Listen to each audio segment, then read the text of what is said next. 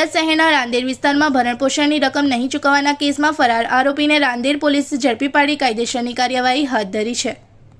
મળતી માહિતી અનુસાર આરોપી સંજયભાઈ રાજુભાઈ બુધાણી સામે ફેમિલી કોર્ટના ભરણપોષણના આદેશનું પાલન ન કરવાના કારણે વોરંટ જાહેર કરવામાં આવ્યું હતું।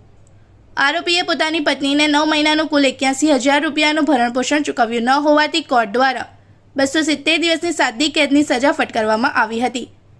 આરોપી વોરંટથી બચવા માટે ફરાર થઈ ગયો હતો। જો કે રાંદેર પોલીસને બાતમી મળતા પોલીસે તેના નિવાસ સ્થાને દરોડો પાડી તેને ઝડપી પાડ્યો હતો। આ સમગ્ર કામગીરી રાંદેર પોલીસ સ્ટેશનના અધિકારીઓના માર્ગદર્શન હેઠળ સર્વેલન્સ સ્ટાફે સફળતાપૂર્વક પાર પાડી હતી। પોલીસે આરોપીને કોર્ટના आदेश मुजब आगळनी कायदेसરની કાર્યવાહી માટે રજૂ કર્યો છે। इस वीडियो को लाइक करें, हमारे चैनल को सब्सक्राइब कर बेल आइकन जरूर प्रेस करें हमारी न्यू वीडियो सबसे पहले देखने के लिए।